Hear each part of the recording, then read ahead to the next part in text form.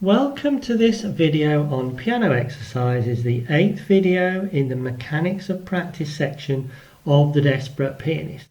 The piano videos which get you to exercise more than other piano videos do. You'll find if you do piano exercises, you will improve more rapidly than if you didn't. Technical exercises. Now, by technical exercises, I mean scales and arpeggios and all the combinations thereof. They have nothing to do with musical talent. They're simply building your finger strength, dexterity, helping with your general knowledge of key structures. And you may shine here. It's possible that you'll enjoy doing scales more than playing pieces, and I don't suppose there's anything wrong with that.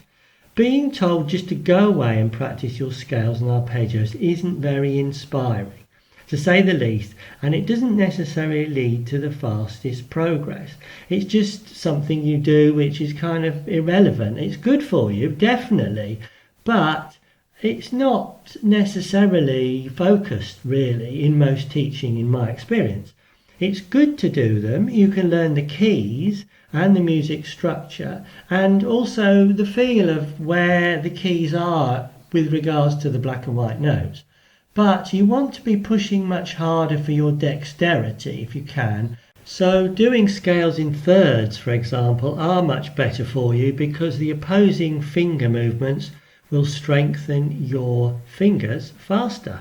Structured exercises, as distinct from tunes and melodies or pieces of music, are a combination of theory-based, in other words, things like scales and arpeggios, which help understanding the structure of music, muscle buildings like scales and thirds, and especially Ben's finger gym, and then improving dexterity so your fingers do what they told. Now that's different from muscle building, because muscle buildings make your fingers stronger, and your finger control, your dexterity, is so that they do what you're told. If you want to hold one down and play others, they need to do what they're told. Exercises should be linked in with music theory to help you with the structure of music. We've looked at this in the structure of music video, so we won't cover it in detail here. We need to make exercises an enjoyable part of making music. So we'll make the exercises relevant to the piece that we're studying, and then that gives them a purpose. If we do the arpeggios or the scale of the key that the piece is in, then that will help us a lot. We'll see its relevance, we'll be able to physically hit the right notes, and we'll see the structure and patterns in the music.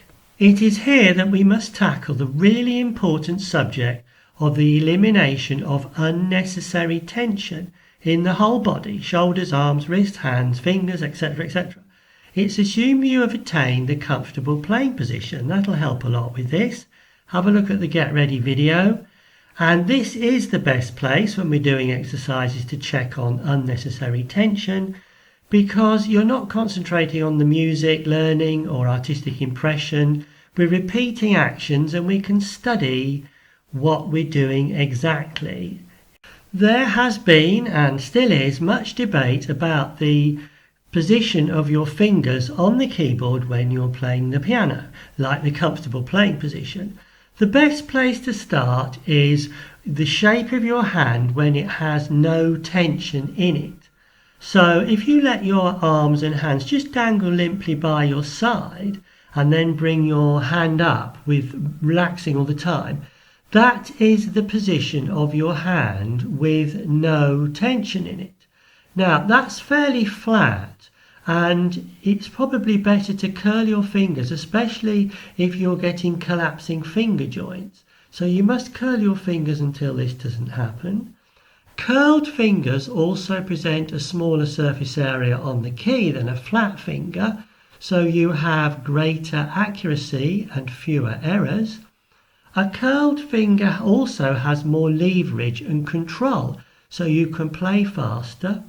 And also, the shape of your hand is determined by the span of the note. So if you've got a big stretch to make, you've got to put your fingers flat. You can't decide what you want there. If you keep your fingernails short, you can curl your fingers as much as you like. if you don't keep your fingernails short, your fingernails will clatter on the keyboard, which isn't very nice for the listener, and it might not bother you, but it bothers me. So the conclusion is, start with your fingers in the relaxed position and curl them to suit. Curled is better than flat generally. Okay, we're over on the piano now, and let's just see what we meant by that last slide. I'll let my hand dangle by the side and get all the tension out of my hand, and that's the shape of my hand with no tension in it. So the fingers are slightly curled, but not that much. Now, if you have your fingers in this position, you can get collapsed finger joints. It's quite difficult for me to do, but if you see my fourth finger there, you don't really want that happening. I can't believe that it's good for you. You don't have the control because you don't know whether your finger joint will collapse or not. Now, if you've got a curled finger, you've got less surface area hitting the keys, so you'll be more accurate. If you've got a flat finger, you can't get your finger between the keys so easily. So curled is better for that. And then you've got more control as well, because if you're flapping about with flat fingers, you haven't got the same leverage, accuracy of leverage as you have with a curled finger. But obviously, if you've got a long reach, then you've got to flatten your fingers because you won't reach it otherwise. And then also keep your fingernails short. Mine are fairly short because I find they clatter on the keys. Your listeners will hear, and it's not very comfortable, so don't do that. But I would say that the conclusion is start your fingers in the relaxed position and then curl them to suit. Curled is better than flat. But once again, I think it's different for everybody. You need to do those experiments to find out which is the best position for you. The thing is to keep checking your feelings to see regularly whether you're tensing up. No piano teacher can do that for you, but having said that, they don't stress the point enough. Look out for the feeling of two muscles pulling against each other. You've got more tension than you would otherwise need. Look to see if you're holding your unused fingers in strange positions. I've got the little fifth finger tea drinking waggle on my right hand. I don't think I can do anything about that now. Just check that you're operating with the maximum amount of relaxation allied to the minimum amount of effort to do what you're trying to do. Regularly see if you can relax further than you already are. Just think, am I under tension? Or I could relax a bit more. And it's a very important technique and skill to develop.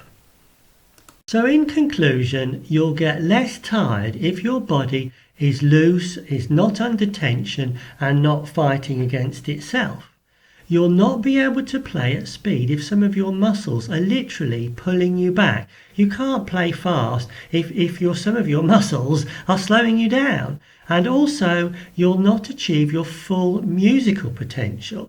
If you can't express your emotion through your fingers to the maximum, then you will be handicapped and you won't be such a good pianist in the end.